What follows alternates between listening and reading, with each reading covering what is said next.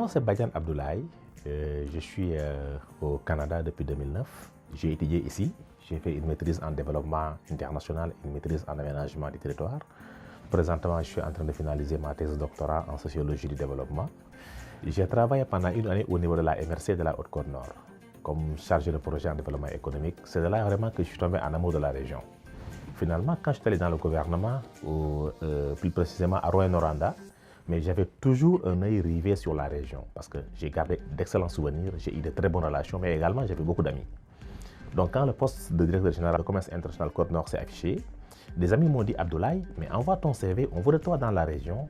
Et finalement, j'ai demandé à mes enfants, mais est-ce que vous voulez qu'on retourne aux Escoumins parce qu'ils n'avaient pas la Côte-Nord, mais j'ai dit, est-ce que vous voulez qu'on retourne aux Escoumins?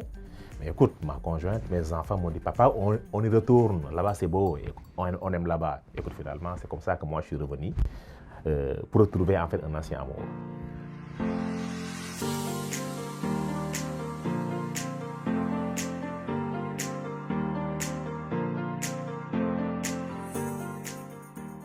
Commerce international Côte-Nord, c'est quoi l'objectif? La finalité, la vision, c'est d'encadrer, d'accompagner les entreprises de la région à aller investir le marché international. Mais quand on parle de marché international, c'est donc tout le marché en dehors de la province du Québec, donc que ce soit au niveau fédéral, mais également à l'international, c'est-à-dire hors de nos frontières.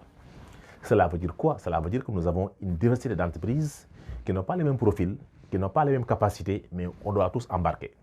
Voilà la raison pour laquelle je suis au niveau de la Haute-Côte Nord. Donc, présentement, nous travaillons avec quasiment une centaine d'entreprises et qu'on doit les amener tous à exporter parce que les potentialités sont là, les ressources sont là, mais malheureusement, jusqu'à présent, on pense très local. On pense que comme je suis en train de faire mon produit, je le vends au marché local, national, je n'ai pas besoin de faire une expansion. Alors que nous pensons que c'est le contraire. Rien n'empêche aujourd'hui à un producteur qui est à Port-Cartier ou bien à un entrepreneur qui est aux Escoumins de pouvoir faire affaire traiter avec quelqu'un qui est au Japon, qui est au Mexique, qui est aux États-Unis.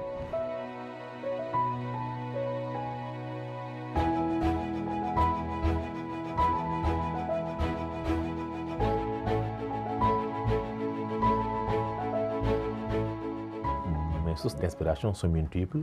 D'abord, il y a ma culture parce que, comme le disait François Rabelais, qui apprend ma langue, apprend ma culture, qui apprend ma culture si vous ne parlez pas de ma civilisation. Cela veut dire que la culture elle-même est une source d'inspiration.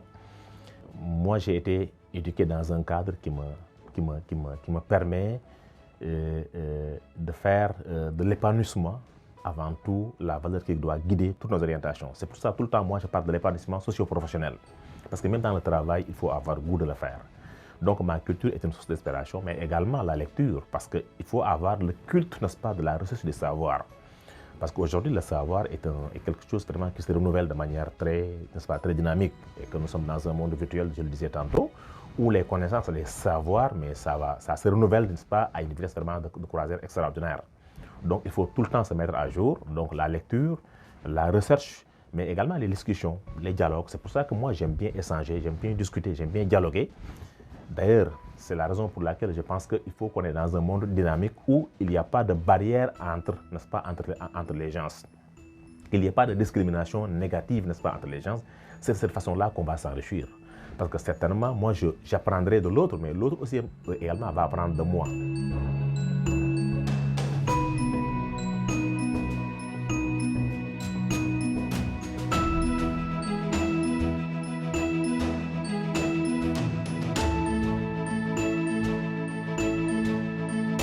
Moi, je suis très dynamique au niveau des organisations communautaires africaines d'une manière générale et sénégalaises en particulier. Je fais partie d'une organisation, parce que moi, je fais partie d'une communauté qu'on appelle les Mourides.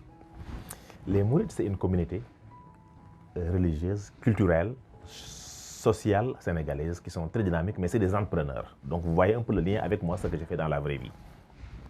Cette communauté-là, nous sommes des aventuriers, on voyage beaucoup. Nous sommes quasiment dans tous les pays du monde. Mais l'avantage et la spécificité de cette communauté-là, c'est qu'ils ont une facilité d'intégration extraordinaire. Mais en même temps, ils ne perdent pas leur valeur, ils ne perdent pas leur culture. Donc, ce qui fait que vraiment, c'est comme c'est des incarnations parfaites de la symbiose aujourd'hui, de la symbiose mondiale. Et cette organisation-là existe ici au Canada. Et que moi, je fais partie aujourd'hui même des dirigeants de cette organisation parce que je suis la personne en charge de la communication.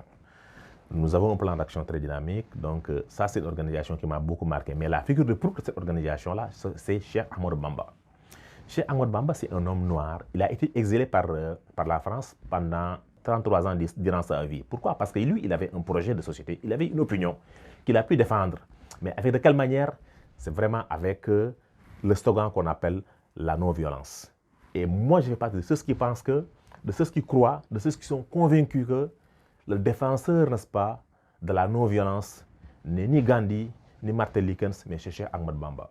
Parce que lui, il a vécu avant ces gens-là. Certainement, il était dans une société traditionnelle où il n'y avait pas d'écrit, peut-être où les caméras sont moins braquées dans cette société-là. Mais lui, quand il faisait la promotion, n'est-ce pas, de la non-violence, Mahatma Gandhi et Martin Luther King n'étaient pas encore nés.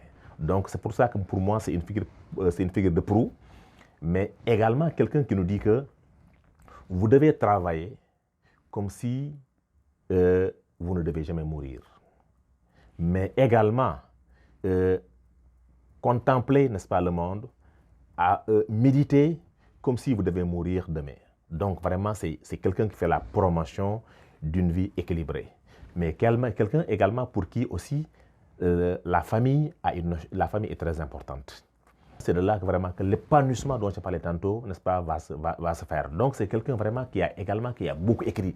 C'est un intellectuel, c'est un scientifique, c'est un guide culturel, c'est un guide religieux. Donc pour moi, c'est une personne qui symboliquement, en tout cas, a beaucoup orienté ma vie, ma façon de voir les choses et ma façon de me comporter.